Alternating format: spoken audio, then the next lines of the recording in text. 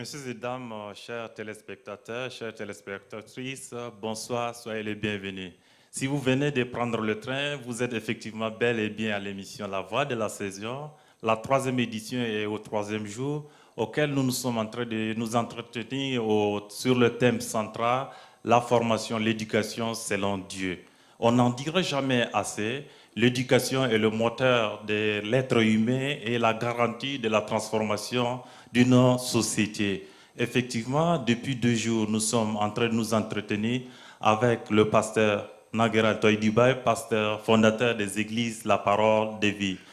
Chers téléspectateurs, chères téléspectatrices, nous sommes en train de vous expliquer encore aujourd'hui avec un thème, avec les sous-thèmes, le suivi et le choix de la filière ou de la carrière. On se demande quel est le niveau de responsabilité des parents dans le suivi de l'éducation, quelle est la volonté de Dieu dans la formation et l'éducation, quelle filière pour une carrière. Chers téléspectateurs, chères téléspectatrices, pour vous permettre de vous installer confortablement, nous allons demander à la chorale de nous conduire dans un moment de louange et d'adoration.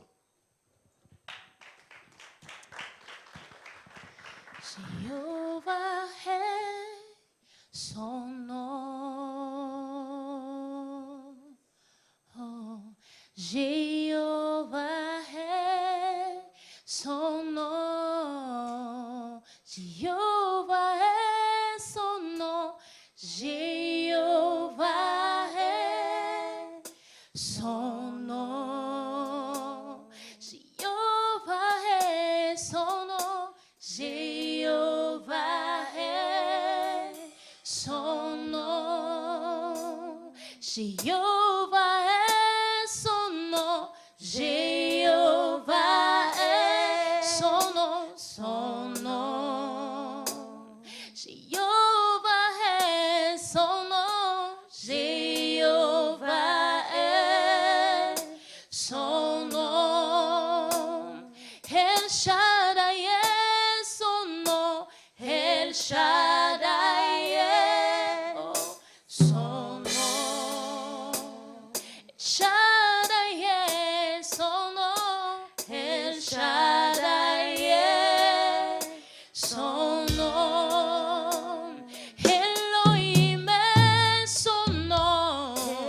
Elohim est son nom.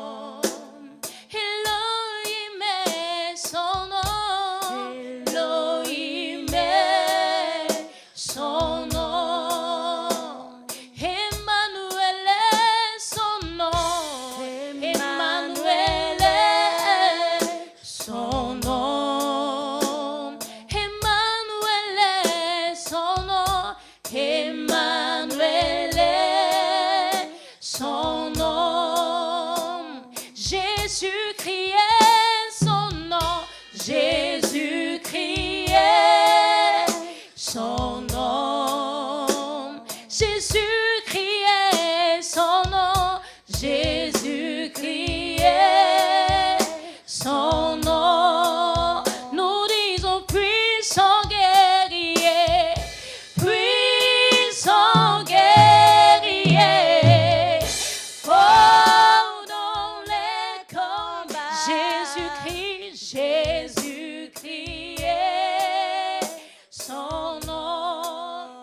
Nous disons puissant guerrier, puissant guerrier, fort dans les combats. Jésus-Christ, Jésus-Christ est son nom.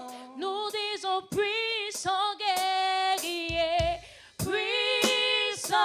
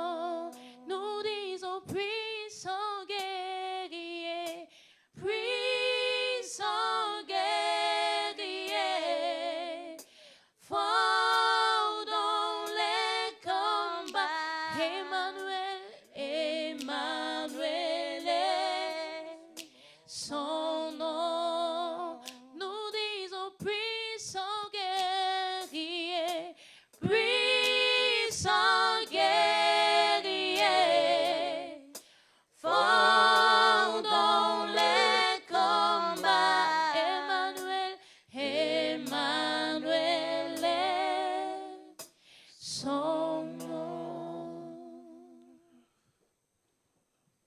Je vous salue tous au nom de Jésus-Christ.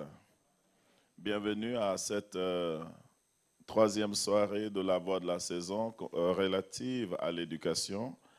Nous allons poursuivre tout à l'heure. Je voudrais que nous prions le Seigneur avant de poursuivre.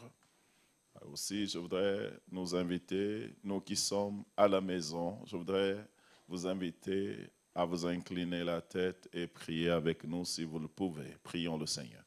Nous voulons, notre Père, te dire merci pour ta grâce, merci pour tes bienfaits. L'opportunité de nous défier à apprendre, à nous instruire, à nous éduquer, à nous former. Tu dis, ton peuple périt faute de connaissance. Nous voulons, Seigneur, que tous ceux qui nous suivent, de partout dans le monde, que tu puisses, Seigneur, nous inspirer afin de les toucher. Donne-nous la force de tenir, donne-leur la force de tenir où qu'ils soient. Merci. Au nom de Jésus-Christ. Amen. Gloire à Dieu. Alors nous allons poursuivre dans le sens de l'éducation et le subthème aujourd'hui, donc c'est « Suffit-il de les inscrire à l'école? Suffirait-il de simplement les inscrire à l'école? Les se tenant pour nos enfants, pour les enfants. Est-ce que c'est suffisant de pouvoir inscrire les enfants à l'école? Y a-t-il d'autres choses à faire? Je voudrais revenir sur le texte de base hier concernant l'éducation. Donc, la poursuite du savoir, la quête de la connaissance. Je voudrais lire dans Luc chapitre 2 pour simplement établir le ton, nous rappeler ce qui a été dit hier et poursuivre aujourd'hui en tentant de répondre à cette interrogation. Est-ce que inscrire mes enfants à l'école seulement suffit ou bien il y a d'autres choses? Avec optique de parler, n'est-ce pas, du suivi scolaire de nos enfants, et conclure par le choix des filières, le choix des filières. Nous allons lire dans Luc au chapitre 2, le verset 52. Le verset 52. J'ai pris quelqu'un comme un exemple, donc c'est le Seigneur Jésus-Christ ici, qui était un exemple de croissance intérieure et de croissance extérieure. Donc la croissance doit être à la fois intérieure et extérieure. Paul disait dans 1 Corinthiens chapitre 13, « Quand j'étais enfant, je parlais comme un enfant, je pensais comme un enfant et je raisonnais comme un enfant. Quand j'ai grandi, quand j'ai atteint la maturité, j'ai fait disparaître ce qui était de l'enfant. » Voici ce que Luc 2, verset 52 dit. Et Jésus croissait en sagesse, en stature et en grâce devant Dieu et devant les hommes. Jésus croissait en sagesse, en stature et en grâce devant Dieu et devant les hommes. Donc, à partir de ce texte-là, nous avions donné beaucoup de détails hier et nous avions, depuis le premier jour, cherché à voir l'importance de l'éducation. Nous avions vu les bénéfices de l'éducation dans nos vies. Quelqu'un a dit, ne te trompe pas, ce que tu ne sais pas peut te faire du mal. Lorsque nous ne savons pas quelque chose, nous abordons la chose à partir des suppositions. Je vais raconter une histoire vraie, une histoire personnelle. Quand il fallait commencer à la télé, quand je voyais les gens briller à la télé, j'ai supposé que les gens appliquaient bien les crèmes et c'est tout. Donc j'étais venu ce jour-là pour la production à la télé. Déjà, j'ai un crâne qui naturellement brille. Et une sœur à l'église a ouvert, n'est-ce pas, une boutique de cosmétiques, c'est-à-dire des produits naturels qui sont bien. Et parmi ces produits naturels-là, il y avait, n'est-ce pas, l'huile de sésame. Donc j'ai acheté le flacon d'huile de sésame parce que ça a beaucoup de vertus. Vous savez que le sésame a beaucoup de vertus. Ce jour-là, je venais à la télé, j'ai dit, tiens, mon crâne va voir aujourd'hui. J'ai appliqué l'huile de sésame sur mon crâne qui déjà brillait parce que je pensais que la télé voulait des choses qui brillent.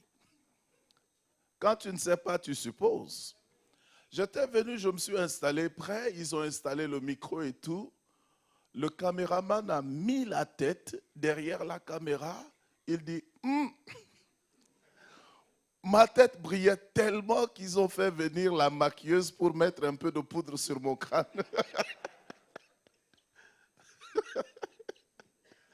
Avant que je ne prêche, je dis, ah bon, quand tu ne sais pas quelque chose, tu supposes et tu crois que c'est vrai. Alors c'est parce que tu ne sais pas seulement. Donc je pensais qu'avoir le crâne qui brillait bien, la télé allait apprécier. Ils ont mis des poudres pour annuler tout ce que j'ai fait à la maison. Donc parfois, le manque de connaissances dans un domaine nous pousse à faire des efforts inutiles.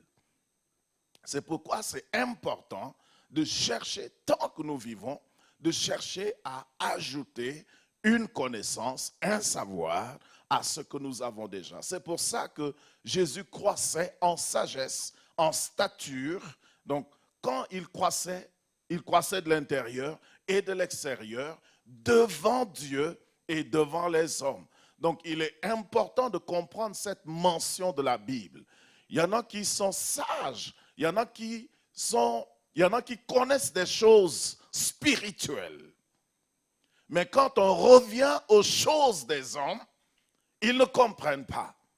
Donc Jésus était capable de comprendre des réalités spirituelles et en même temps de comprendre des réalités humaines. C'est pour ça que son ministère était extraordinairement différent du ministère des pharisiens. Que vous soyez professionnel, si vous combinez les deux, connaissance spirituelle, c'est-à-dire une relation avec Dieu, et en même temps, connaissance séculière, vous êtes un homme comblé. Aujourd'hui, le subtopique, comme je l'ai dit, la petite partie d'aujourd'hui, c'est: est-ce que c'est suffisant d'inscrire les enfants à l'école, de s'en tenir à inscrire les enfants à l'école? Avant, je pensais que c'était un sujet facile à y répondre. Est-ce qu'inscrire l'enfant à l'école suffit? La réponse la plus simple, vous le connaissez. Mais en y réfléchissant, j'ai pensé que la réponse n'est pas facile à trouver. Quand bien même l'objectif est facile à trouver dans ce texte, lorsque nous réfléchissons à la question, suffit-il d'inscrire nos enfants à l'école? Si j'étais un enfant, que quelqu'un m'inscrit à l'école à l'heure, les enfants qui nous suivent à la maison et qui, en ce moment, écoutent, entendent cette question, est-ce qu'il est suffisant pour le parent de m'inscrire à l'école et de ne plus rien faire? Si j'étais un enfant, je dirais que ça, c'est une très bonne question. J'aurais aimé que papa suive ceci, parce que papa m'inscrit à l'école, il ne fait rien d'autre, il ne m'achète pas des habits qu'il faut, des chaussures qu'il faut, ainsi de suite. Je n'ai pas de répétiteur, je n'ai pas tout ce dont j'ai besoin. Je n'ai pas de crème comme je veux. Donc, si je me mets à la place d'un enfant, la réponse à cette question serait facile. Mais lorsque je me mets en tant qu'observateur d'une famille, de deux familles, et que je tente de répondre à une telle question, je trouverais que c'est une question difficile à y répondre.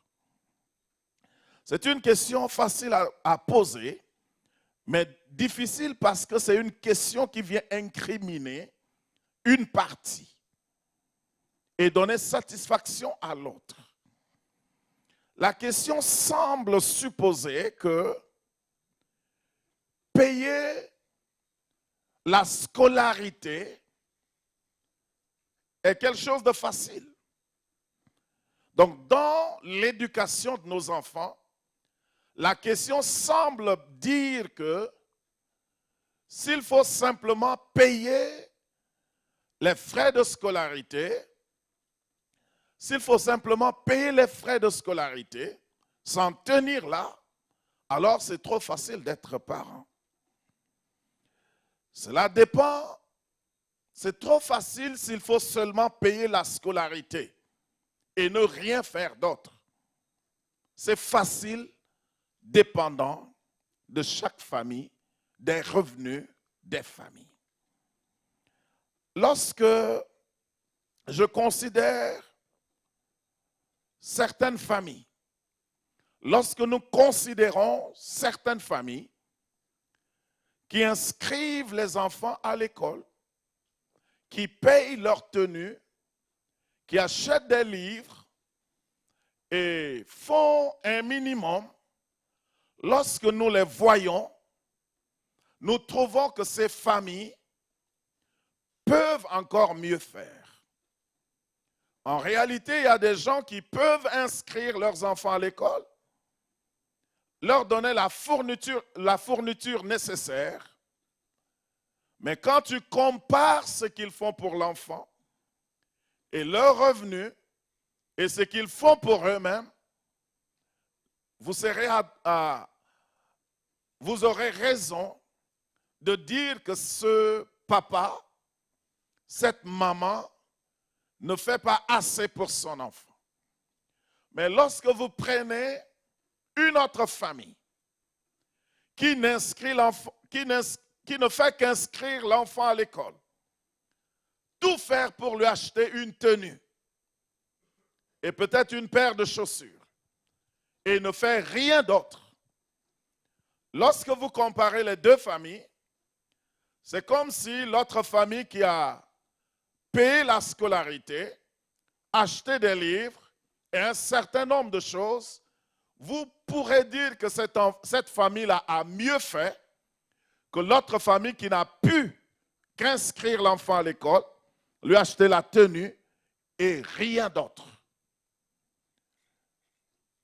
Lorsque vous évaluez comme Jésus a évalué la femme, la vieille veuve dans le temple, vous comprendrez l'effort que la famille qui n'a pu donner que scolarité, tenue, et s'est arrêtée là.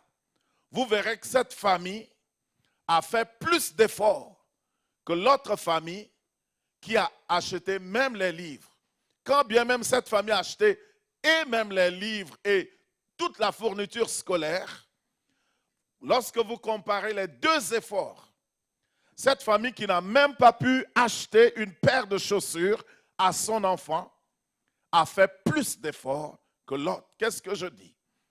Les familles ont des ressources variées.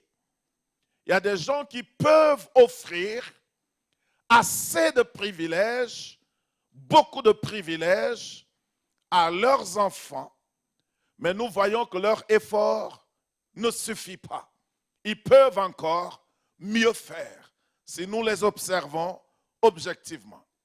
Alors que d'autres familles, nous pouvons voir qu'ils n'ont rien fait d'apparent.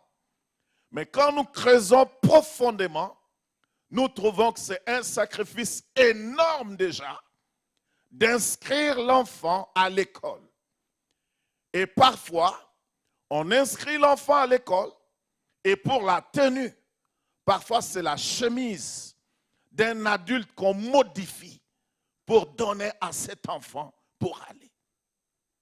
Ce qui veut dire que la question, est-ce que c'est suffisant d'inscrire les enfants et de les laisser à ce niveau?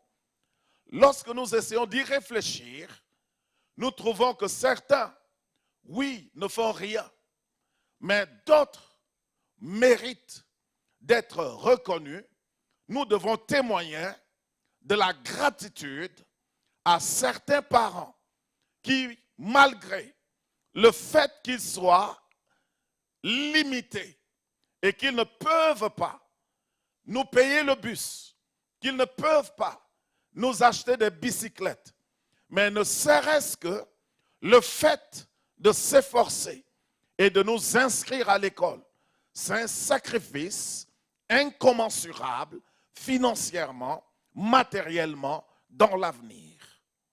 C'est pour ça que les enfants qui nous suivent, vous qui nous suivez, il est important d'être reconnaissant à quiconque vous a inscrit à l'école.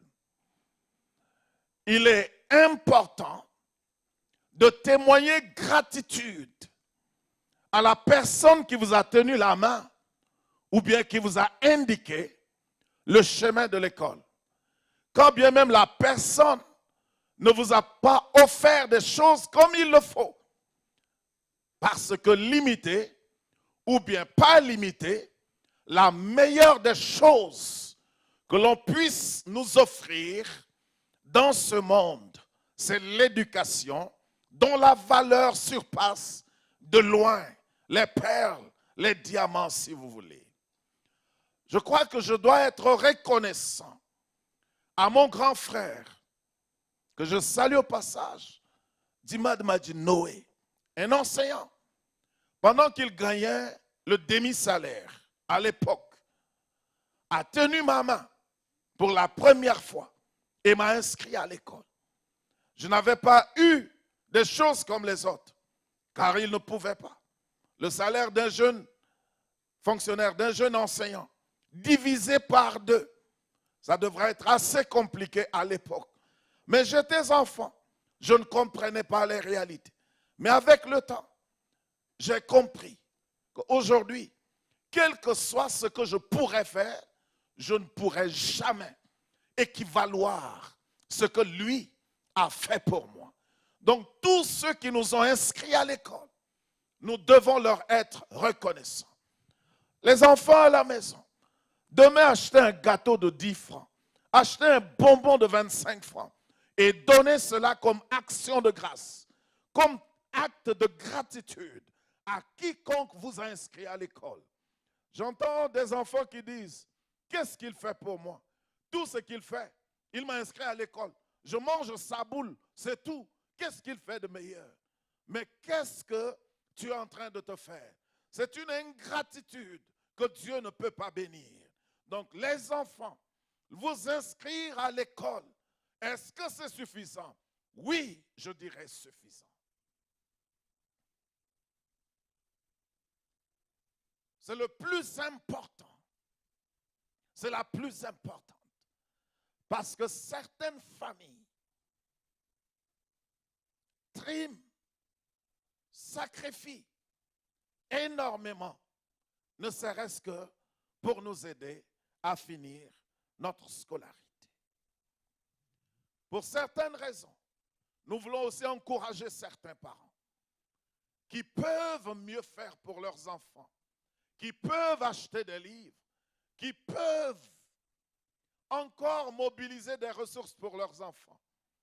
De ne pas faire diversion des ressources, mais d'investir d'abord et de créer un cadre idéal pour les enfants qu'ils ont, adoptés ou biologiques.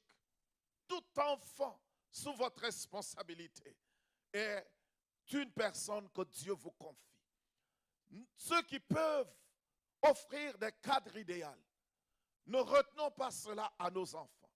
Parce que nous devons créer des cadres idéaux pour permettre à nos enfants de leur assurer le minimum ou bien le maximum selon nos capacités pour leur permettre de poursuivre leurs études et de pouvoir acquérir connaissance. Car l'éducation est le meilleur domaine dans lequel on peut investir. J'ai fait des recherches pour avoir quelques citations des gens qui ont négativement parlé de l'éducation. J'en ai trouvé très peu. Et la citation la plus célèbre vient du deuxième homme après Hitler, au temps d'Hitler, Hermann Göring. Il dit, un homme éduqué est un futur ennemi. Il n'y a que quelqu'un sous Hitler pour avoir une citation si célèbre. Pourquoi il pense qu'un homme éduqué est un futur ennemi? Parce qu'il était tyran. Il n'était pas démocrate. Il était tyran et il sait que la tyrannie, les intellectuels un jour vont se tenir contre la tyrannie. Parce que la Bible dit, vous connaîtrez la vérité vous affranchira. Donc, cet homme-là voyait en tous les intellectuels l'ennemi du règne d'Hitler. Donc il dit, un homme éduqué est un futur ennemi. Pour lui, il préfère des gens qui soient abrutis. Raison pour laquelle un jour, sur les documentaires, Hitler disait que son chien est plus intelligent que la plupart des membres de son staff. Parce qu'il voulait se tailler un monde à sa manière. Mais les rois sages s'entourent des gens intelligents, des gens intellectuels. La Bible dit, dans la multitude des conseillers, il y a la vie. La Bible dit, qui marche avec les sages devient sage. Donc j'ai cherché des citations contre l'éducation. Il y en a très peu.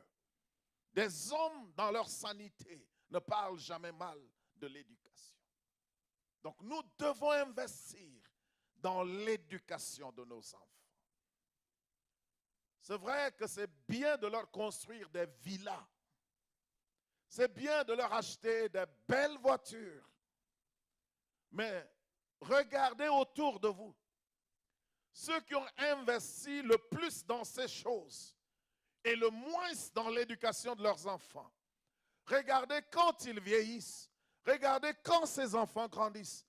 Les mêmes enfants grandissent pour détruire les efforts de ces parents-là. Donc il faut investir d'abord dans l'homme. Il y a un responsable de l'église avec nous, quelqu'un que Dieu a un peu béni. Il a une maison où habiter et tout. 2, peut-être 3. Et un jour, quelqu'un est venu lui proposer un terrain acheté. Il dit, moi, je n'achète plus de terrain. Je préfère vivre, m'occuper de moi, m'occuper de l'éducation de mes enfants. Je ne demande pas plus. 2 maisons ou 3, 2 maisons me suffisent. Maintenant, je veux moi vivre un peu et m'occuper de l'éducation de mes enfants. Donc, il faut savoir poser, évaluer et savoir quelle est la chose la plus importante dans la vie. Et quand tu découvres la chose la plus importante, investis-y. Et ça, c'est l'éducation. Alors, l'éducation de nos enfants, nous devons, en un mot, faire le suivi de l'éducation de nos enfants. C'est ce que cette question-là suscite. La question, est-il suffisant d'inscrire les enfants à l'école? Oui, c'est suffisant, mais ce n'est pas suffisant. Parce qu'il y a plus de responsabilités impliquées dans l'inscription ou bien dans le fait d'envoyer nos enfants à l'école. Donc il faut savoir envoyer les enfants à l'école et faire le suivi. Le suivi est quelque chose qui, dans la communauté où j'ai grandi, ou bien dans la classe où j'étais, les gens ne faisaient pas beaucoup le suivi des enfants. Et moi-même, quand bien même je vivais avec un enseignant, il était tellement pris, tellement occupé qu'il me faisait confiance. Il me laissait et j'avais la responsabilité moi-même, soit de faire les exercices, soit de ne pas faire les exercices. Il me laissait à ma responsabilité. Mais aujourd'hui, j'ai compris que c'est quelque chose que lui-même, il n'avait pas eu comme éducation. Notre papa était agriculteur. Donc notre papa était au village et lui dans la ville qui était là, personne, aucun adulte n'était là Les seuls frères qui étaient là, eux aussi étaient élèves. Et chacun se débrouillait. Donc du retour, il n'y a aucune autorité sur vous pour vous demander qu'est-ce que vous avez fait aujourd'hui. Donc c'est une culture que lui, il n'en avait pas. Il s'était auto-responsabilisé. Et il m'a laissé aussi dans cette auto-responsabilisation.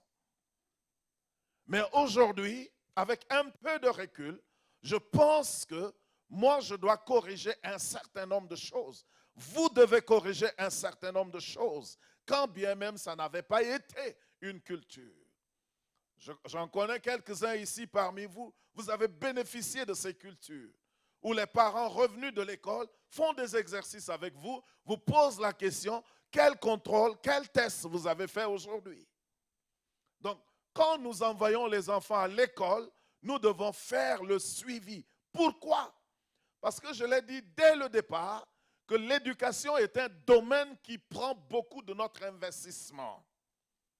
Tu ne peux pas investir, faire des efforts d'investissement financier, d'investissement moral, et ne pas suivre cela. C'est comme un cultivateur qui sème et qui ne sarcle pas, et qui revient en période de moisson, et qui voudrait moissonner. Si tu ne suis pas l'enfant, l'enfant ne pourra pas être productif et efficace comme tu l'aurais voulu.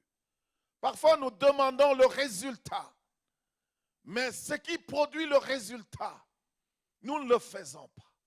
Donc, il est important de suivre nos enfants. Alors, lorsque nous suivons nos enfants, pourquoi devons-nous suivre nos enfants?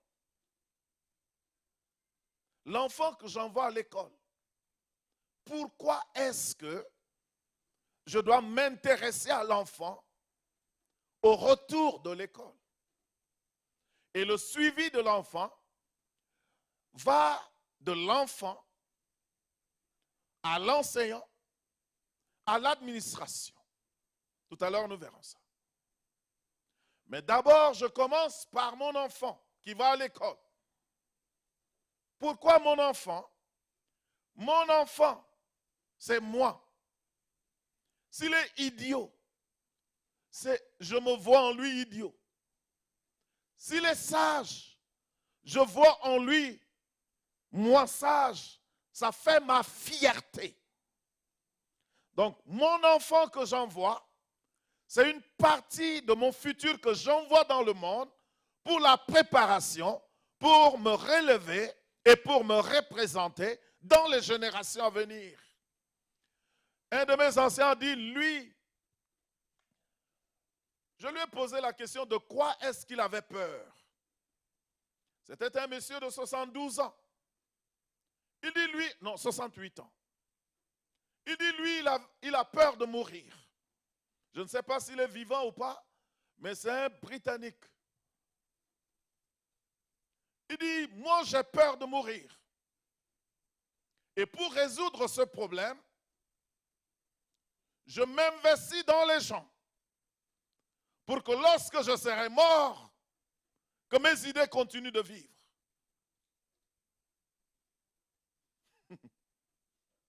Donc, lorsque vous avez un enfant, la Bible dit, enseigne l'enfant selon la voie qu'il doit suivre.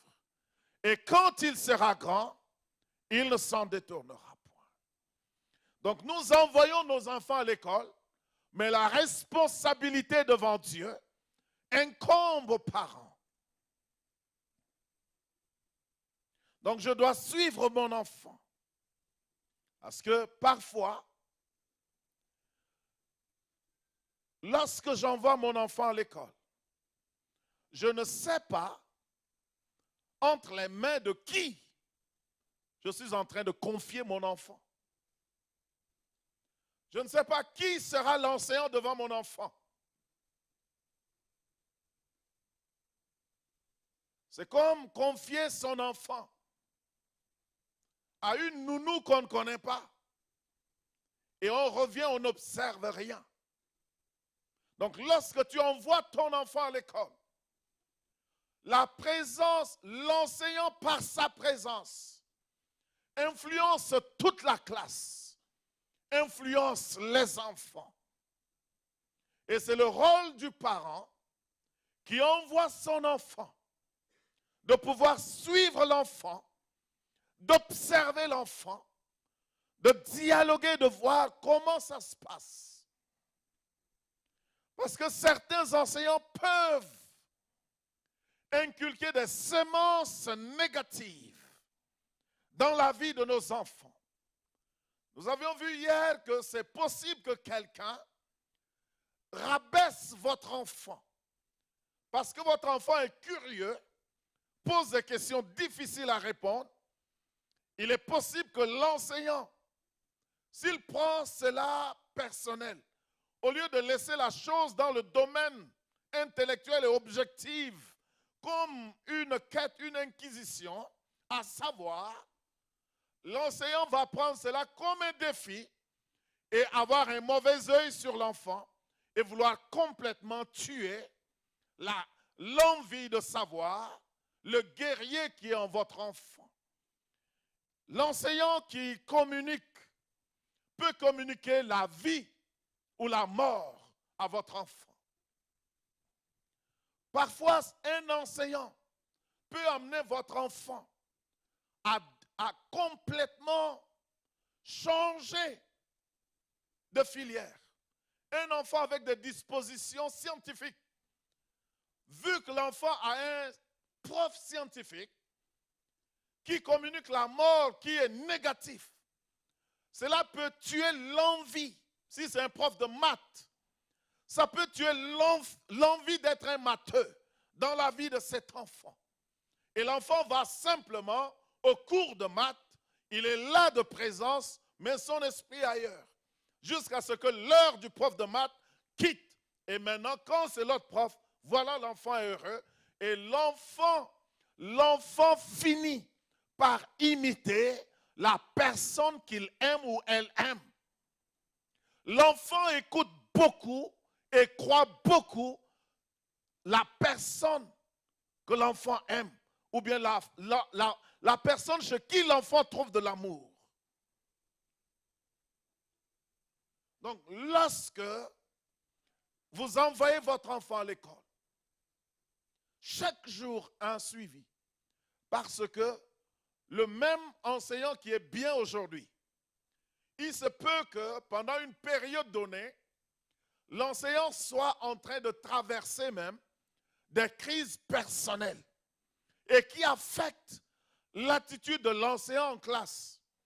Donc si l'enseignant avait habitude de donner de l'attention à votre enfant et que cela créait d'intérêt dans la vie de l'enfant, maintenant l'enfant se trouve que l'enseignant ne lui donne pas de l'attention, cela va créer un coup, un choc émotionnel dans la vie de votre enfant. Et il faut l'amener à comprendre que non, l'enseignant serait en train de passer par un moment simplement difficile. Prenez un enseignant homme, un enseignant, pas une enseignante. Un enseignant qui a des soucis avec sa femme à la maison. Lorsqu'il a des problèmes avec sa femme et que votre fille a une certaine ressemblance avec... Non, vous voyez, c'est facile qu'un enseignant qui a des problèmes avec sa femme déverse sa colère sur les filles de la classe. Parce que les filles représentent sa femme.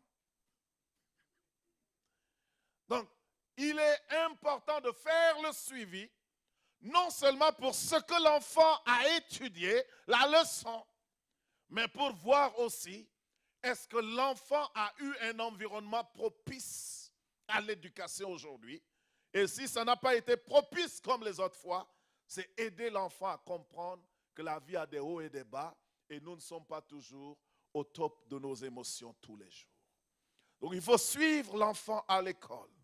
Il faut aider l'enfant, en deux, à filtrer les informations, à filtrer. Il y a des choses qu'on nous enseigne à l'école qui ne sont que des opinions des penseurs. Vous voyez, il y a une sorte de connaissance. Si le docteur ne croit pas que Dieu existe, à l'école, on va le citer comme faisant partie des gens qui croient. On dit selon docteur tel, Dieu n'existe pas, Dieu n'existe que dans la tête. Maintenant, ça, c'est son opinion. Mais son opinion m'a été rapportée. Donc maintenant, je connais. Mais quand l'enfant connaît l'opinion de tel maintenant, est-ce que l'opinion de tel est une vérité cardinale? Vérité évangélique? Non. Il faut seulement savoir que tel pense comme ça. Mais tu n'es pas obligé de penser comme lui. Ce que le prof t'a enseigné, le prof est en train d'ouvrir ta pensée pour savoir que dans le monde, ce n'est pas tout le monde qui pense que Dieu existe. Mais cela doit enlever en rien tes convictions à toi concernant Dieu. Donc, il y a des connaissances, il y a des informations qui ne doivent pas être applicables à notre vie. L'information ou la connaissance, c'est bon de savoir. Mais c'est tout savoir appliquer. C'est quand tu prends une connaissance et tu l'appliques à ta vie que cela transforme ta vie. Donc, il y a des connaissances que nous ne pouvons pas laisser nos enfants appliquer à leur vie. Nous devons leur dire, c'est bon de le savoir, mais ce n'est pas nécessaire pour toi. Mais pour le besoin, voici comment ça se passe. Ou bien reposer à l'enfant la question, et quel est ton avis? Quelqu'un qui travaille dans le domaine de l'éducation, un jour, m'a raconté sa manière de gérer sa fille qui était adolescente à l'époque concernant tout ce qu'on appelle sexy aujourd'hui. La femme est européenne. Elle dit quand elle suit les films avec sa fille et elle sait que les jeunes filles aiment tout ce qui est sexy. Donc, quand elle voit quelqu'un avec une jupe très courte, elle dit à sa fille, qu'est-ce que tu en penses? Sa fille lui donne son avis et elle aussi, à son tour, prend le soin de le lui dire. Ou bien de lui dire, mais est-ce que tu vois que cette fille est habillée de la sorte dans un endroit public ou dans un endroit privé? Qu'est-ce que la fille recherche en s'habillant ainsi dans un endroit public?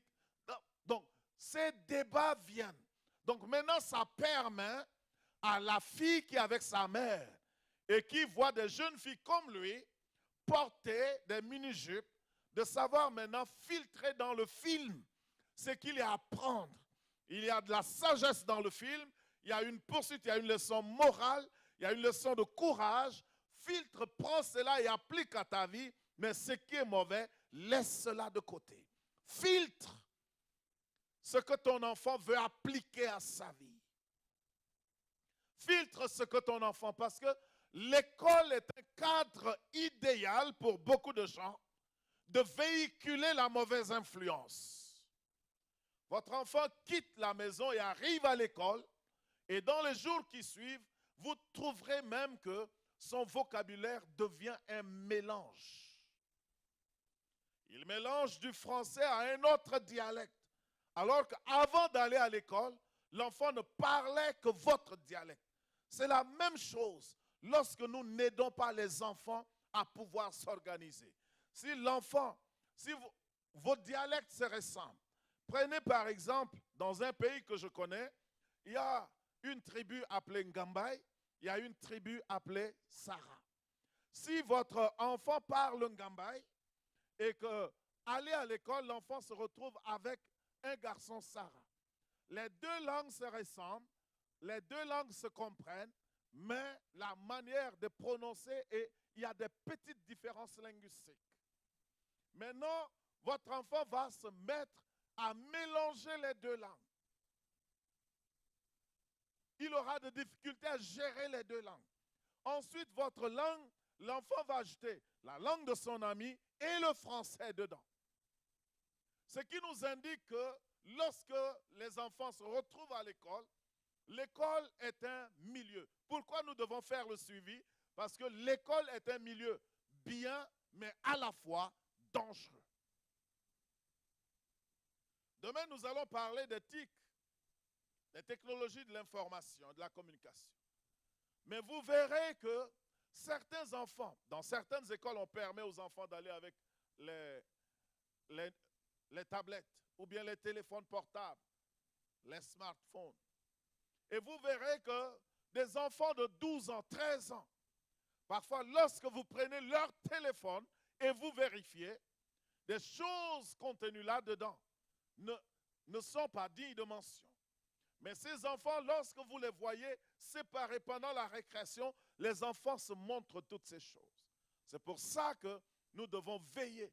Nous ne veillons pas seulement sur l'éducation formelle, la communication, la transmission du savoir, mais nous veillons aussi sur l'aspect moral, l'influence morale qui peut être très négative dans le milieu estudiantin ou bien scolaire. Donc pourquoi nous devons faire? Nous devons filtrer les informations, nous devons veiller à l'intégrité morale de nos enfants. Un autre point que je dirais, pourquoi suivre les enfants? C'est de les aider à comprendre certaines parties des leçons. Les enfants, il y a des enfants qui comprennent facilement lorsqu'un prof explique. Il y a des enfants qui sont des listeners, comme les anglophones disent. Il y en a qui écoutent. Quand il écoute les explications, il ne lit plus le cours. Et après, il a meilleure note. D'autres sont des lecteurs. Tout ce que tu racontes, il ne comprend pas bien. Mais quand lui-même, il rentre à la maison, il prend le cahier, il lit, il comprend parfaitement. D'autres sont des observateurs, et ainsi de suite. Mais d'autres enfants, lorsque c'est un autre collègue ou camarade de classe qui lui explique le cours, il comprend mieux que lorsque c'est un prof. Et pour certains enfants, lorsque c'est un parent, lorsqu'il voit que le parent va l'aider à comprendre, alors le parent peut aider l'enfant à comprendre. Donc, nous suivons les enfants du retour de l'école, à un moment après qu'ils aient mangé, après qu'ils se soient reposés, nous pouvons, n'est-ce pas, leur poser des petites questions et voir s'ils ont compris une partie de la leçon ou pas. Et je vais finir sur le fait que il y a la leçon et aussi les exercices. Il y a des exercices à faire. Les bons enseignants ne finissent jamais le cours sans laisser d'exercice aux enfants. Et les bons enfants ne sortent jamais de la classe sans avoir demandé, messieurs, est-ce qu'il n'y a pas des exercices? Ça, vous allez me dire, ah, c'est pas vous, hein? Mais j'ai eu des enfants comme ça. L'enfant prend son notebook et l'enfant dit, monsieur, aujourd'hui, il n'y a pas d'exercice. Moi, je ne donne pas des exos à faire à la maison quand c'est un prof. Hein? Quand le prof est paresseux, il peut facilement comme ça. Mais les bons profs que j'ai vus finissent toujours en donnant des exercices à faire à la maison. Exercices à faire à la maison, page telle, et puis pas. Ou bien lisez telle page à la maison, on va travailler dessus. Maintenant, c'est aux parents de pouvoir vérifier que l'enfant ait fait cela. Il y a des enfants qui ne font pas des exercices.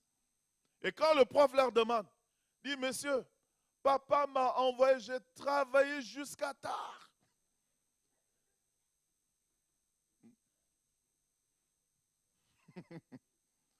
Mais si c'est papa même qui fait le suivi, il sauvera cet enfant du mensonge. Parce qu'à l'école, on est ingénieux au mensonge. Tout à l'heure, je vais en venir, mais les enfants sont ingénieux. Il y en a même qui tuent les parents pour ne pas aller à l'école. On a perdu tel, tante, on a perdu tel. Mais les enfants sont intelligents Mais parfois, leur intelligence est orientée dans le mauvais sens. C'est pour ça qu'il faut les suivre, pour les cadrer. En dernier point concernant pourquoi, le pourquoi, et pour moi c'est important.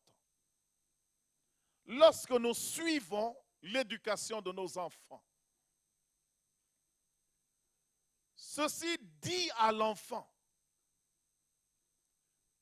que vous lui donnez de l'attention, qu'il a de la valeur, qu'il est important.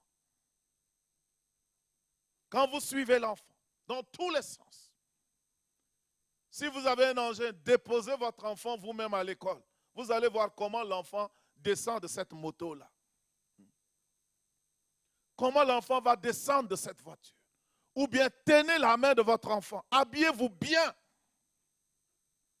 propre, et accompagnez votre enfant à pied à l'école. Lorsque vous l'accompagnez et vous dites « je t'aime », vous allez voir comment l'enfant va se sentir parmi les autres. Donc lorsque nous faisons le suivi, à la fin de l'heure, vous êtes là. Vous prenez l'enfant, vous le ramenez, vous tenez la main, vous marchez, vous causez. Beaucoup d'enfants vont envier votre enfant. Et votre enfant va savoir à l'intérieur de lui que papa pense à moi, papa prend soin de moi, papa a de l'attention. C'est des enfants qui prennent toujours papa ou maman ou bien l'oncle, la personne qui fait cela, prennent toujours cette personne pour référence et comme même idole, entre guillemets. Quand vous n'êtes pas là, cet enfant n'est pas tranquille. Quand vous êtes là, l'enfant est tranquille. L'enfant, il faut créer des cadres qui permettent à l'enfant d'apprendre. Ça crée de la confiance et de l'épanouissement quand l'enfant sait que ses parents lui donnent de l'attention. Comment suivre l'enfant? Comment suivre nos enfants? Vous verrez que la liste de tout ce que je dis, mes opinions ou bien des points que j'ai énumérés ne sont pas exhaustifs. Vous pouvez en ajouter toute une liste. Mais prenons ceci à titre indicatif. Comment suivre l'enfant? Il faut suivre l'enfant dans l'amour. L'amour. La Bible dit l'amour couvre une multitude de péchés. Il faut suivre l'enfant dans l'amour et par amour. Éphésiens chapitre 6 nous dit de ne pas irriter les enfants. C'est-à-dire il faut savoir aborder l'enfant, l'éduquer avec une attitude positive. Des grands leaders, des grands écrivains pensent que l'attitude est quelque chose qui détermine toute productivité dans la vie. Si vous abordez une situation avec la bonne attitude, vous obtiendrez le résultat que vous voulez. Donc certains de nous, nous devons savoir comment aborder nos enfants, comment les suivre avec amour, avec tendresse. Et qu'est-ce que vous avez fait aujourd'hui? Viens montrer. Toi, vaux rien. D'ailleurs, vous voyez, quand vous parlez déjà à l'enfant comme cela, vous êtes négatif. Très négatif. Vous tuez votre propre enfant et vous vous tirez vous-même une balle dans les pieds. Vous êtes en train de vous anéantir. Vous êtes en train de vous maudire. Donc il faut suivre l'enfant avec un ton qui n'est pas conflictuel. Il faut que l'enfant sache que ce que tu fais, c'est pour son bien à lui, non pour ton bien à toi. Quand bien même nous voulons des résultats, ramène-moi un 10 aujourd'hui. Ça, c'est pour ta propre fierté à toi. Mais fais en sorte que l'enfant se sente quelque chose en ayant 10 aujourd'hui. Ah, mon fils, qu'est-ce que tu as eu aujourd'hui? Papa, j'ai eu 6. Oh, mon fils, d'accord, bravo, mais tu sais, tu es mon fils. Hein? Je sais, prochainement, je sais que tu es capable d'avoir 10. Je sais que tu es très fort. Déjà, ça illumine la vie de l'enfant. Ça le motive, ça le pousse à réaliser quelque chose. Une fille m'a dit, elle avait raté le BEPC. Et elle a dit à son papa dit, je savais.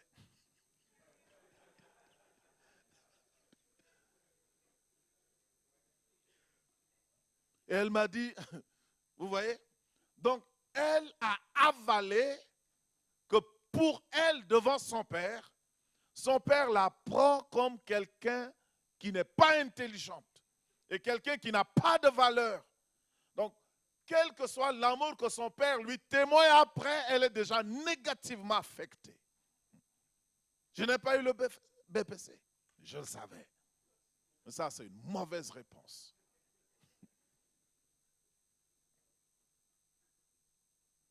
Si c'est un enfant que vous avez suivi, vous vous êtes investi, vous avez témoigné de l'amour et qui vous désobéit, qui fait des choses contre la loi, là au moins. Mais l'enfant que je connais, n'est pas ce genre d'enfant. Donc il est important de suivre nos enfants. Comment? C'est dans l'amour. 1. 2.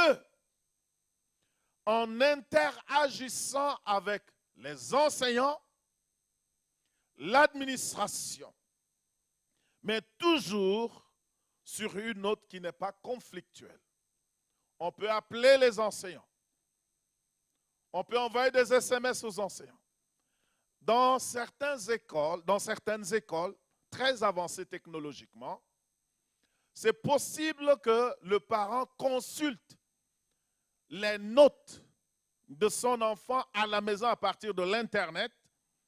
Et il y a un onglet qui permet aux parents d'échanger directement avec le prof en question. Donc, si le prof entre une note avec erreur et que l'enfant montre la note ici, le parent à la maison qui a accès à ces données vérifie et interagit directement. S'il y a une appréciation sur le bulletin que le parent ne comprend pas, il y a une interaction. Dans d'autres écoles, il y a ce qu'on appelle les carnets de correspondance, les notebooks, qui permettent d'échanger. Ou bien le parent peut même écrire une lettre.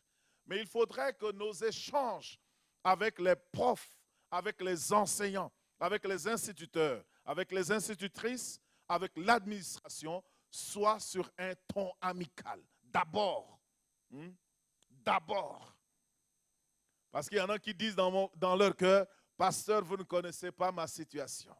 Donc d'abord, commençons par le biais de la paix. Donc, nous devons, pourquoi commencer d'abord sur un ton amical? Parce que comme je l'ai dit, il y a des enfants qui savent mentir.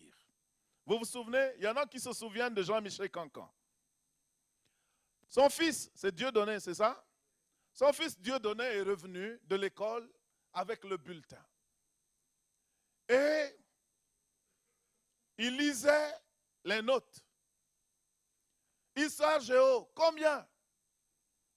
19,5. Élève excellent. Physique chimie, 21,5. Et Cancan dit, qu'est-ce que le maître ne m'a pas dit? Dit, élève dépassant parfois son professeur.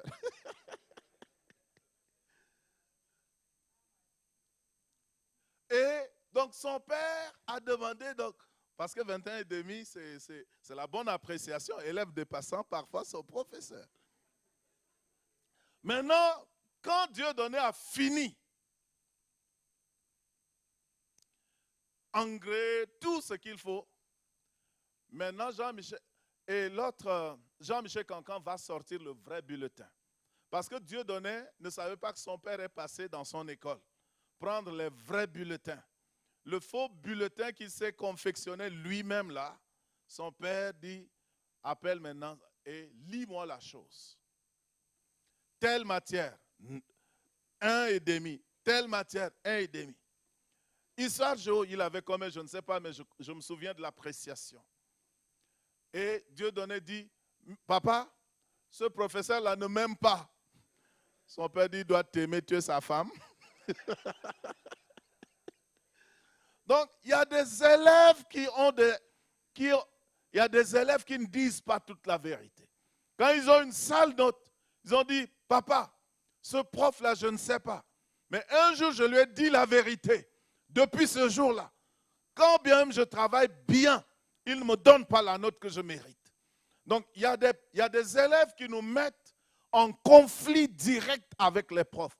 Et si vous aimez, généralement, c'est les enfants que nous aimons beaucoup qui nous disent des choses comme ça. Et comme c'est un enfant que tu aimes beaucoup, tu vas te lever selon le degré de ton amour. Dis, mais celui-là, il joue avec mon fils, il joue avec ma fille, il verra aujourd'hui. Donc là, si tu n'as pas la tempérance, tu risques de créer d'énormes problèmes à ton enfant pour la suite de sa scolarité même. D'abord, commençons avec la paix. Comme ça, si nous découvrons que notre enfant a dit la vérité et que le ou la prof ne veut pas comprendre, on peut un peu hausser le ton. Donc, d'abord, communiquons, interagissons de manière pacifique avec les profs, avec les enseignants, avec les instituteurs. Pourquoi? Parce que les profs, les instituteurs et les enseignants sont des seconds parents, à mon avis. Ils assurent la continuité ou bien la complémentarité de ce qui se fait à la maison. Pourquoi est-ce qu'on envoie nos enfants à l'école? Parce qu'on pense que quelqu'un a quelque chose que nous n'avons pas et qui va aider notre enfant à être tel que nous voulons. Et c'est là le rôle du prof. Donc le prof comble les lacunes des parents ou bien substitue les parents. Donc le prof est un parent. Donc parents et profs dans le suivi de l'enfant. Parents et maîtres, parents et enseignants. Dans le suivi de nos enfants, nous devons coopérer, nous devons collaborer, nous devons communiquer dans la paix, sans conflit, pour nous permettre d'être objectifs. Parce que quand il y a conflit, on n'est plus objectif. Quand il y a colère, on n'est plus objectif. Mais nous devons prendre les choses objectivement. Donc, nous devons échanger de temps en temps et dans la paix parce que le ou l'enseignante doit être, n'est-ce pas, quelqu'un qui nous représente. L'enfant doit être en sécurité avec l'enseignant comme il est en sécurité avec les parents à la maison. Gloire à Dieu. Donc, il est important de pouvoir considérer ces choses. Et nous devons éviter des conflits avec les enseignants et l'administration comme nous pouvons. Le dernier point que je voudrais dire sous ceci, comment suivre les enfants, comment. Nous étions dans le pourquoi, maintenant le comment. Le dernier point est tellement important aussi pour moi. Nous suivons les enfants parce que nous devons protéger les enfants. Et j'ai mis spécialement les filles d'un certain âge. Parce que un enseignant de vocation est un parent digne de confiance. Un enseignant de vocation, pas vacation. Un enseignant de vocation. Quelqu'un qui pense qu'il a quelque chose à offrir aux générations à venir, qui veut les éduquer, quelqu'un qui veut partager le savoir. C'est une passion chez lui. Ce n'est pas pour un gain, mais quelqu'un qui trouve plaisir à partager le savoir, à modeler les générations futures. C'est ce que j'appelle un enseignant de vocation. C'est un parent parce qu'il cherche à construire, à bâtir, à faire avancer les enfants.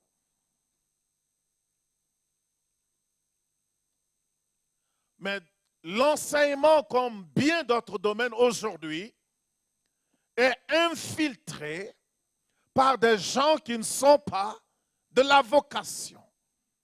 La vie est tellement dure que chacun de nous peut se retrouver quelque part. La vie est tellement dure que quelqu'un qui n'a pas réussi va devenir pasteur parce qu'il pense qu'il y aura les offrandes. La vie est tellement dure que Quelqu'un peut devenir infirmier. Quelqu'un m'a dit, même pour le test de médecine, les gens négocient.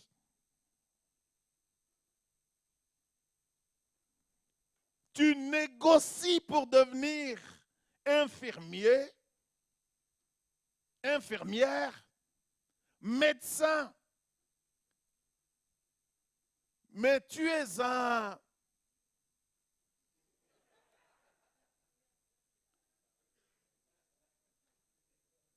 On ne peut pas qualifier, mais tu mets les vies en danger pourvu que tu obtiennes quelque chose. Et pareil aujourd'hui, on m'a raconté l'histoire de quelqu'un qui a étudié. Son papa a tout fait pour qu'il réussisse. Son papa lui a envoyé de l'argent et tout. Il a fait un pays. Il a mis des années, il est revenu sans diplôme. Son papa a fait des efforts pour l'envoyer dans un autre pays. Il est revenu sans diplôme. Quand il est revenu la deuxième fois, son cadet a eu son doctorat. Un jour, son papa est sorti de la maison et il est assis sur la chaise. Son père a dit, mais il y a un concours IB. Est-ce que ça t'intéresse? Il a dit, je vais faire comment encore? Donc lui, ce n'est pas par vocation, il n'a nulle part où aller. Il dit, je vais faire comment encore?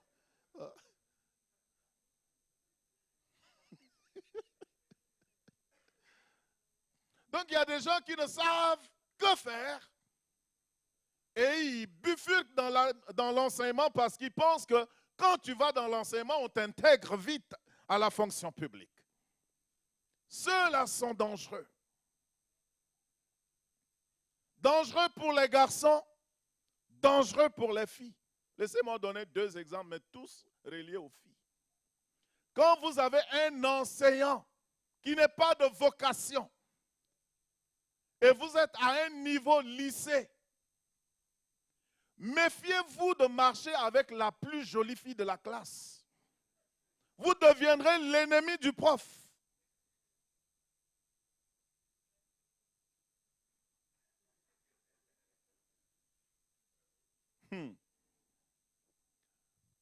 Ça, c'est un prof, pas de vocation. Et la même chose des profs qui ne sont pas de vocation. Donc, nous devons protéger nos enfants. Nous devons par moments savoir les défendre aussi. Mais ça, si nous n'avons pas de communication, si l'enfant ne sait pas que nous lui donnons de l'attention, l'enfant va subir des choses sans nous le dire. Les filles, des profs pareils, vont exiger sortir avec les filles avant de leur donner des notes. Mais quand vous faites le suivi et que vous partagez des choses avec votre enfant, quand il y a une situation pareille, l'enfant pourrait vous le dire. Et vous pouvez mener des démarches, vérifier les informations, les véracités et pouvoir défendre votre enfant. Sinon, quelqu'un risque de bloquer votre enfant à un niveau tout simplement parce que quelqu'un est à la place qu'il ne faut pas. Donc, nous devons suivre l'éducation de nos enfants. Beaucoup de jeunes filles se sont fait avoir de la sorte, où elle a peur, elle ne peut partager avec personne. Vous voyez, l'une des causes qui fait que les viols, il y a beaucoup de cas de viol, mais les filles ne disent pas pourquoi. Parce que, 1, elles disent que personne ne me croira. 2, il y a tellement de tabous dans la société que les gens ne peuvent pas ouvrir la bouche pour parler de certaines choses. Mais quand nous établissons une communication, une bonne culture, ça pourra aider. Donc, la responsabilité première de la famille, des parents, c'est de protéger leurs enfants. Quand on se marie à la mairie, quand on s'était présenté avec ma femme, dit c'est la responsabilité de l'homme de trouver un cadre approprié pour la femme, pour la famille. Mais si le lieu d'habitation que propose le mari présente des menaces à l'intégrité physique de la femme, on peut retirer ce droit à l'homme et donner à la femme de choisir où habiter. C'est la même responsabilité qui nous engage envers nos enfants. Nous devons les protéger, que ce soit à la maison, que ce soit à l'école. Gloire à Dieu. Donc il est important de suivre nos enfants. Les inscrire à l'école seulement ne suffit pas. C'est une bonne chose. Bravo, félicitations. Mais quand bien nous ne pouvons pas leur offrir des biens matériels, dans ma tribu, on dit, quand tu n'as pas d'argent, tu fais avec ton propre corps. Et des choses que je viens de dire, c'est des choses que tu fais toi-même. Tu te disposes à suivre ton enfant, à lui dire, est-ce qu'il y a des exercices? Moi, je ne comprends pas les maths, mais est-ce que tu ne peux pas voir ton grand frère, ton cousin? Est-ce que tu ne peux pas appeler un ami qui vienne à la maison ou bien une amie qui vienne et vous travaillez ensemble? Quand on n'a pas les moyens, on se dispose soi-même comme moyen et on aide. On prouve à l'enfant qu'on l'aime, qu'on est intéressé à sa réussite, on est intéressé à son progrès. Maintenant, je voudrais parler du choix des filières pour les quelques minutes qui restent. Lorsque nous envoyons les enfants à l'école, n'est-ce pas que c'est pour un objectif? L'objectif est souvent énoncé de manière vague. J'envoie mon enfant à l'école pour qu'il réussisse. C'est ça, c'est global, c'est vague. J'envoie mon enfant à l'école pour qu'il réussisse. Même si c'est vague et global, cela revêt quelque chose d'important quant à l'éducation. Ça veut dire que l'éducation fait réussir. Donc cette parole cliché nous dit que l'éducation fait réussir. Et nous envoyons les enfants à l'école pour réussir. Mais à l'école, il y a beaucoup de choses enseignées. Et nous avons dit hier que les choses enseignées à l'école, le curriculum, doit avoir aussi un lien avec l'environnement de l'enfant. Que ce soit l'environnement professionnel, l'environnement agricultural, l'environnement. Est-ce que ce que l'enfant apprend pourra l'aider un jour dans la vie pratique? Parce que lorsque vous prenez un agriculteur éduqué, un agriculteur pas éduqué, vous verrez une différence. Donc, nous envoyons nos enfants à l'école. En réalité, c'est pour les aider à se frayer leur chemin. Je reprends. Nous envoyons nos enfants à l'école pour les aider à se frayer un chemin. Nous avons déjà notre chemin. C'est à eux de trouver leur chemin.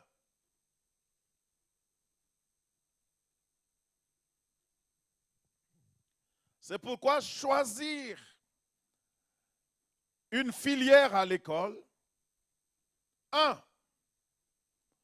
doit être basé sur l'habilité donnée par Dieu à l'enfant. Dans Jérémie 1, verset 5, Dieu dit à Jérémie, avant que tu ne fusses formé dans le sein de ta mère, je te connaissais, je t'ai établi prophète des nations. Ça, c'est l'appel, la vocation, une disposition intérieure.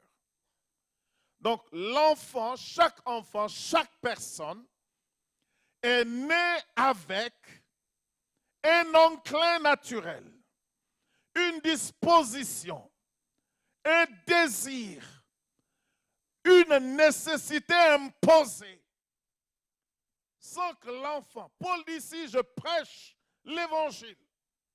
Ce n'est pas que je le veuille, mais la nécessité. Quand on dit la nécessité, ce n'est pas une obligation, ce n'est pas une force qui m'est imposée.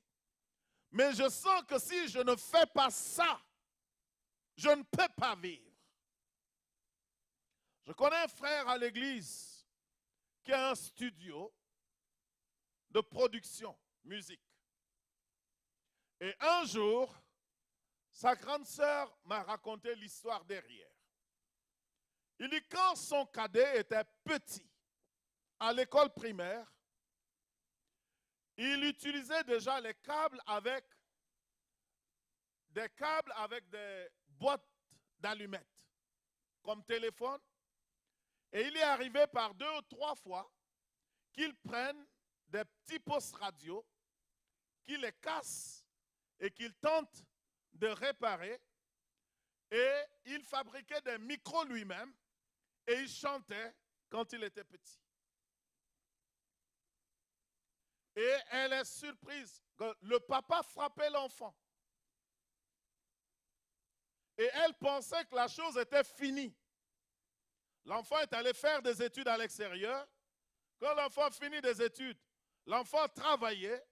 Et au bout de quel temps, quand il a perdu le contrat, l'enfant s'est retrouvé, maintenant qu'il a loué seul, lui seul. Il a commencé par apprendre le piano sur l'Internet. Il a appris le piano sur l'Internet. Il a commencé par composer une chanson dans sa chambre. Et la chanson va gagner un prix RFI. Alors que dans la tribu de ce garçon, ceux qui chantent et qui dansent sont considérés comme des paresseux. Et c'est ce que son papa ne voulait pas. Quand petit, il prenait le micro et faisait ça. Les vrais hommes travaillent la terre. C'est des femmes qui chantent pour aider les hommes à travailler ou bien aller en guerre dans sa tribu. Comment mon garçon va chanter? Ça, c'est des aventuriers qui font ça dans la tribu de sa maman, de son père. Mais la chose était ancrée en lui. C'est comme s'il est né avec quelque chose lié à tâche. Vous voyez, lorsque vous êtes dans votre sillage, lorsque vous êtes dans quelque chose de votre destinée, c'est divin. Il y a quelque chose qui vous y lie. Vous allez tenter de faire la chose. Les gens vont vous dire que ce n'est pas la chose indiquée pour vous. Mais quand cela vient de Dieu, vous êtes né avec, après tout, vous allez vouloir y revenir.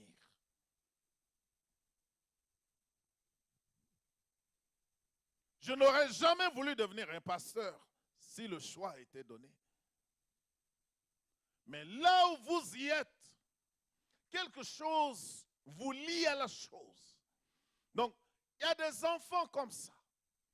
Nous devons, par observation, discerner les enclins naturels de nos enfants et de pouvoir les aider. C'est très tôt de dire, mais dans la vie de mes enfants, il y a un de mes fils qui était là tout à l'heure. Lui, je soupçonne que c'est un monsieur technologie. Il est très fort. Déjà à 2 ans, il pouvait jouer aux jeux vidéo que moi-même je ne pouvais pas jouer. À 3 ans, Oscar Kevin, qui a présidé la séance ici, avait téléchargé un jeu et directement était venu à l'église. L'enfant prend sa tablette et se met à jouer comme s'il avait connu ça avant. À 3 ans. Mais nous, même à 20 ans, quand on voyait un ordinateur, on fouillait, on ne voulait pas y toucher.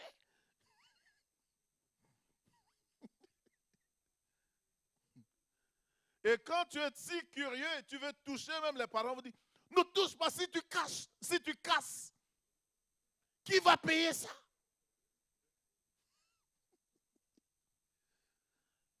Certains me ressemblent, n'est-ce pas? On ne veut même pas que par curiosité, même tu touches à la chose.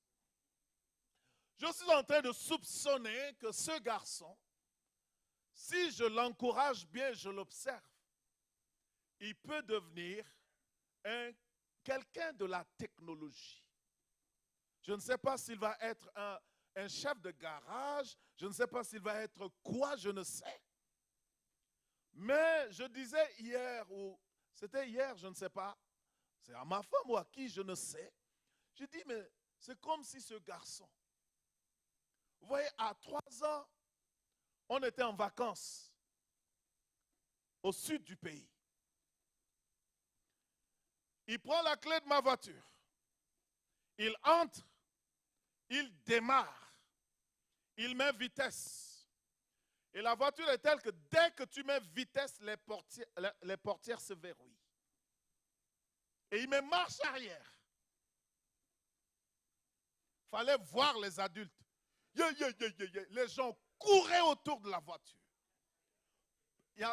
La maison est séparée, compartimentée en 2. Premier portail, boum, marche arrière, il est sorti. Deuxième portail, boum, il est sorti.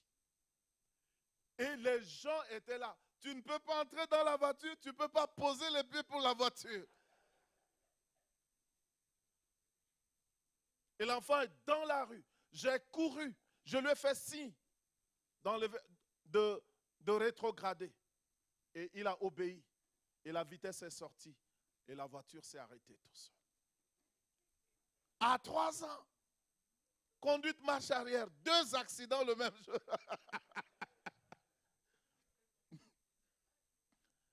Vous me demandez si je l'ai chicoté.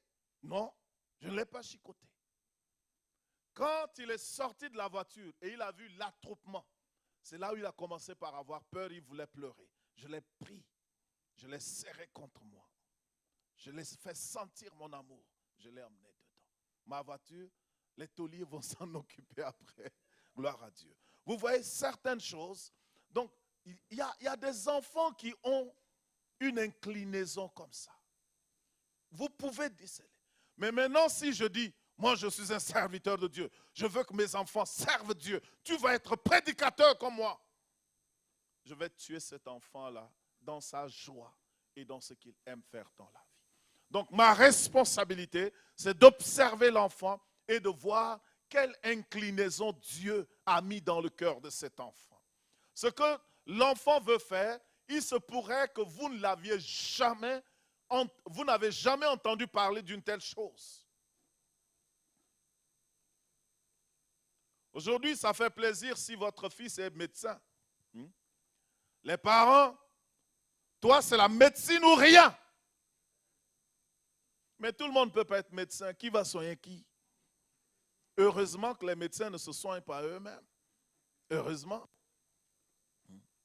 Si vous êtes médecin et votre fils dit, papa, moi je veux être instituteur. Il ne dit pas dans cette maison.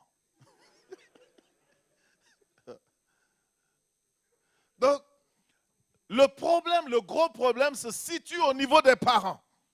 Nous pensons que nous connaissons ce qui est bien pour notre enfant. C'est vrai qu'à un moment donné, l'enfant ne peut pas choisir. Mais nous aidons et nous poursuivons jusqu'à ce que l'enfant lui-même décide de faire. Série S ou rien. Maintenant, on force l'enfant. Série D, série C. Parce qu'on vise la médecine. On vise le pétrole. On vise ceci. Maintenant, il y a un terme. Arrivé en terminale, l'enfant, il met un tapis. Il ne peut plus avancer. L'enfant, les efforts de 10 ans, l'enfant a consenti en 3 ans pour arriver en terminale, de seconde en terminale. Quand il arrive là, ses nerfs craquent, il ne peut plus. Et on dit, mais c'est un vaurien. Non, c'est parce qu'on n'a pas aidé l'enfant à trouver le cadre d'expression de son don divin, le cadre d'expression de son intelligence. Prenez le meilleur conducteur de Formule 1. Donnez-lui la meilleure des voitures qui existent. Prenez-le en avion. Arrivez en l'air. En l'air. Ouvrez, dites-lui de conduire dans l'air. Le lendemain, les journalistes auront de quoi écrire à propos. Il est conducteur, meilleur conducteur de Formule 1. Mais c'est sur la terre, ce n'est pas en l'air. En l'air, il y a un pilote. Prenez le requin. Il est fort, il est rapide dans l'eau. Mettez-le sur le sable. Il ne peut pas être aussi rapide qu'un chameau, qu'un dromadaire. Il ne peut pas. Chacun a un domaine où Dieu l'a prédisposé à bien s'exprimer. Il est important de pouvoir, n'est-ce pas, aider l'enfant. Donc, la bonne chose à un mauvais endroit est mauvaise. Donc, c'est pour ça que Jésus a dit que personne ne dise vaut rien à son prochain. Pourquoi? Il faut aider le prochain à trouver son cadre. Si vous me donnez le micro et vous me demandez de parler scientifique, je ne pourrai pas. Un petit parmi vous va mieux expliquer. Quelqu'un de moins âgé que moi peut mieux expliquer. Un chômeur même va se tenir, il va mieux expliquer la chose. Un affamé va se tenir, il va mieux expliquer la chose. Parce que c'est son domaine. Je vais rester le voir avec émerveillement. Maintenant, quand vous me donnez la Bible, je peux parler parce que c'est mon domaine aussi. Et dans d'autres domaines, je reste tranquille. Donc, chacun de nous a un point fort, chacun de nous a un point que Dieu ne lui a pas exprimé. Et c'est pour ça que nous sommes complémentaires dans la vie. Je dis de mon fils, bon, je laisse tomber. Donc, il est important de savoir, mais quelle est l'inclinaison naturelle de mon fils? Est-ce qu'il aime le fer, le métal? Qu'est-ce qu'il aime? Qu'est-ce qu'il aime? Est-ce qu'il aime la cuisine? Là. Oh! Un homme qui prépare chez moi? Mais ça, il n'y en a pas. Hein? S'il devient cuisinier sec, moi, je ne suis pas un initié.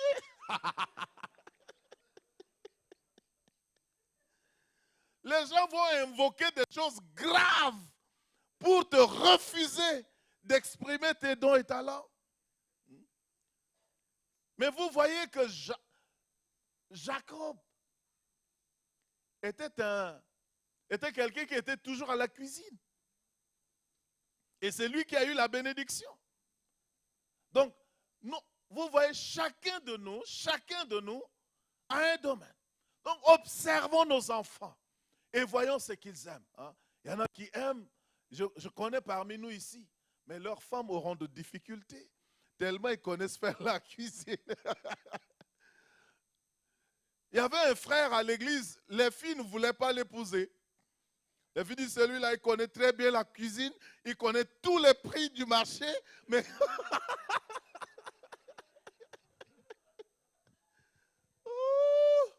Les filles sont terribles. Hein? Il connaît le prix de toutes les marchandises au marché. Comment tu vas? Mais épouse un tel homme, reste tranquille. Lui, il fait la cuisine et toi, tu fais d'autres choses. Allez, gloire à Dieu. Donc, il est important, chacun de nous a un domaine où on est fort. Ce que ce pasteur m'a dit, je n'oublierai jamais. Le pasteur Yao Hein. Il a dit, l'être humain, quand tu le vois de loin venir, tu peux le négliger. Mais dès qu'il arrive tout près de toi, il a quelque chose que tu n'as pas.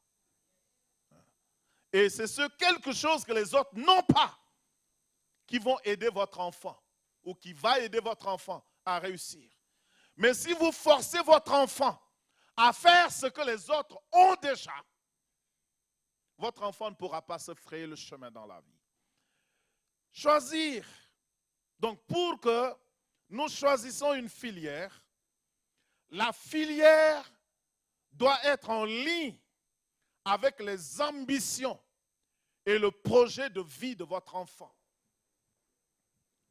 Si vous causez un peu avec vos enfants, si vous échangez un peu, vous comprendrez leur ambition. Comprendrez leur ambition. Il y a un petit, le cadet de la femme de Maître Alain. Pendant qu'il était petit, on disait les professions entre enfants. Toi, qu'est-ce que tu veux devenir? Dis-moi, je veux devenir coupeur de route. Entre-temps, il y avait tellement de coupeurs de route au Tchad que les gens qui quittaient le village vers ici, et les gens venaient beaucoup chez eux. Beaucoup de gens venaient du sud vers chez eux, et tout le temps, les gens parlaient de coupeurs de route, et l'enfant pensait que c'était une bonne chose. Donc il dit, lui veut devenir coupeur de route. Hein? Mais chacun de nous a une ambition. Les enfants ont leur ambition. Il y a des enfants, quand ils causent entre eux, ils peuvent dire, moi je vais devenir tel, moi je vais... Le meilleur moment d'observer les enfants, c'est quand ils sont entre eux. Quand ils sentent qu'il n'y a aucun adulte entre eux, autour d'eux. Quand ils bavardent et balancent des choses. Quand vous voulez savoir quel genre d'homme votre fille veut épouser, disparaissez. Si elle veut épouser un blanc, vous le saurez quand elles sont entre filles et elles bavardent. Quand elle veut épouser un tel, vous saurez. Quand elles veulent même épouser un homme qui ressemble à tel, elles vont dire, quand les filles sont entre elles, les ambitions sont dehors. La même chose, quand les enfants sont entre les enfants, du coup, leur ambition, des choses qu'ils ont, les projets de vie, ce qu'ils veulent devenir, jaillit innocemment. C'est dans l'innocence. Mais quand tu poses la question et quelqu'un essaye de réfléchir, parfois la personne essaye de réfléchir pour trouver ce qui convient à votre ambition, à vous en tant que parent. J'ai suivi Dr. Lightman, ceux qui ont suivi Light to Me, Dr. Lightman, parlant de la surprise. Il dit, si quelqu'un est surpris plus d'une seconde, ce n'est plus une surprise. Donc, quand vous posez la question à votre enfant, si l'enfant réfléchit avant de vous répondre, vous saurez que l'enfant est en train de s'aligner à votre vision. Mais quand quelque chose jaillit dans l'innocence, sans préméditation, alors là, vous savez que l'enfant a des ambitions bien fixes là, et il faut aider l'enfant à devenir cette chose. Qu'est-ce que tu veux de danseur? Quoi?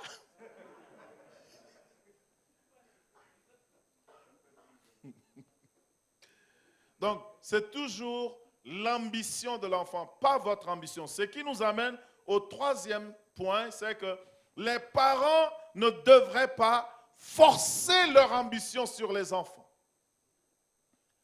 J'ai voulu devenir tel, je n'ai pas pu être tel, mon fils, tu dois devenir. Non, c'est de l'égoïsme.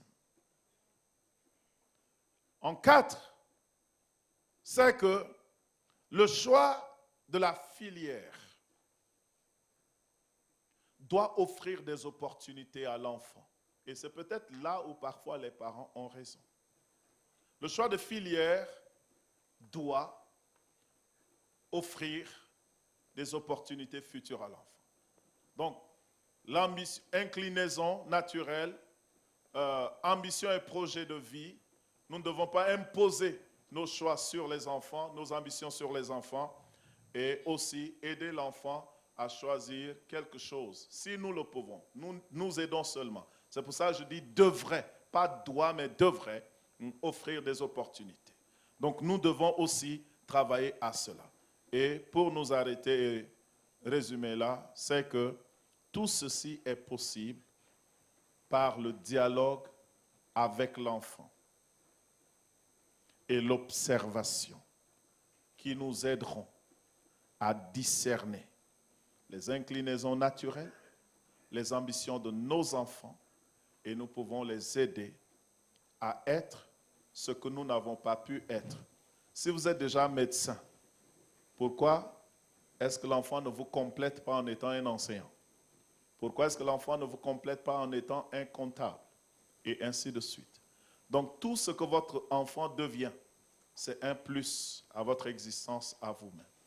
Et si l'enfant est encouragé dans ses ambitions et dans des filières, là où il a des inclinaisons naturelles, et lorsque l'enfant sent qu'il est dans sa chose, il aura le courage de se lever le matin et d'aller à l'école. Vous voyez, quand vous êtes en train de poursuivre quelque chose qui est dans votre ambition, dans votre fort intérieur, personne n'a besoin de vous motiver pour faire la chose. Donc tous les enfants qui savent qu'ils sont en ligne droite avec ce qu'ils ont à cœur, alors tu ne les motives pas, ils viennent à l'école, quand le prof n'est pas là, ils sont mécontents et ainsi de suite. Mais quand l'enfant se sent forcé à la chose, il faut vraiment motiver par des cadeaux, par des chicottes et par tout pour que l'enfant puisse aller. Donc le rôle du parent, c'est d'aider l'enfant à atteindre ses propres objectifs et par l'observation, par le dialogue, ça pourra aller. Que le Seigneur nous bénisse pour ce soir. Nous allons prier ensemble, Seigneur.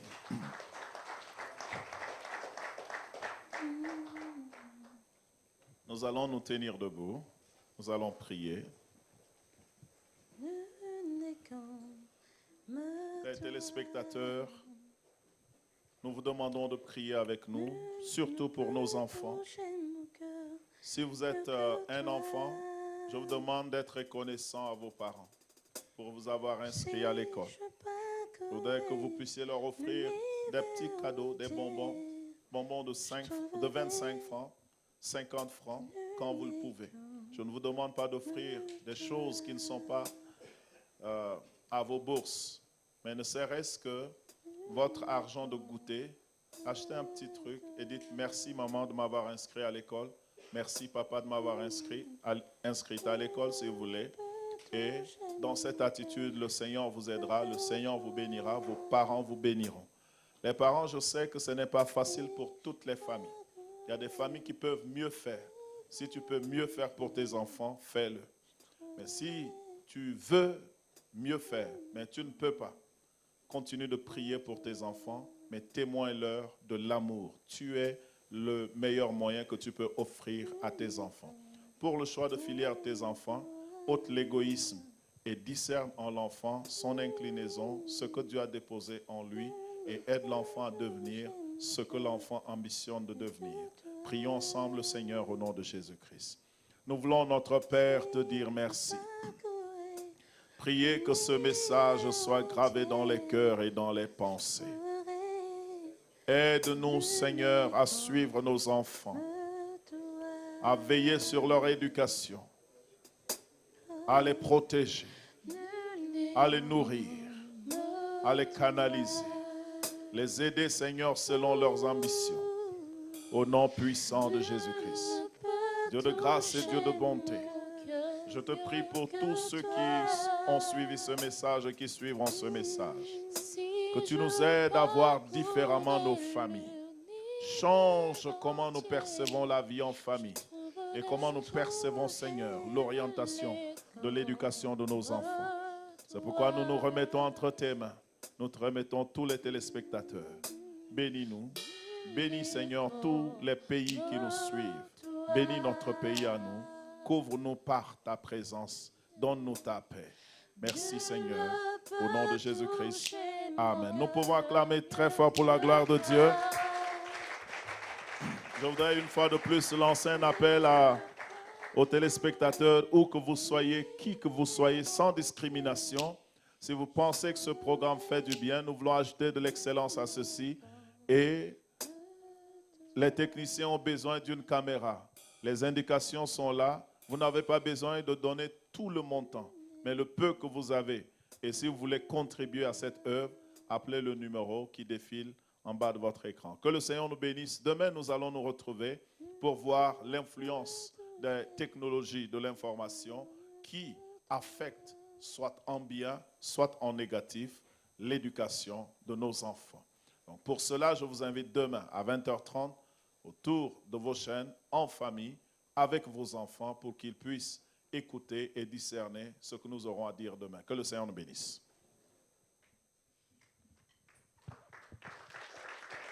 Si je parcourais l'univers entier, je trouverais que nul n'est comme toi.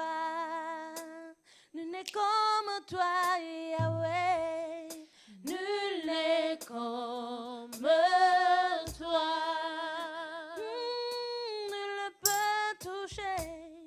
Nul ne peut toucher mon cœur mieux que toi. Si je parcourais l'univers entier, je trouverais que nul n'est comme toi. Alléluia, amen. Amen. Alléluia, amen. Oh. Amen. Alléluia, amen. Amen. Alléluia, amen. Alléluia, amen. Amen. Alléluia, amen. Oh. Amen. Alléluia, amen. Amen. Alléluia, amen. Alléluia, amen. Amen. Alléluia, amen. Amen. Alléluia, amen. Alléluia, amen. Alléluia, amen. Amen. Alléluia, amen. Amen. Alléluia, amen. Amen. Alléluia, pour ta parole, alléluia, amen. Amen. Pour ta parole, alléluia, amen. Amen. Alléluia,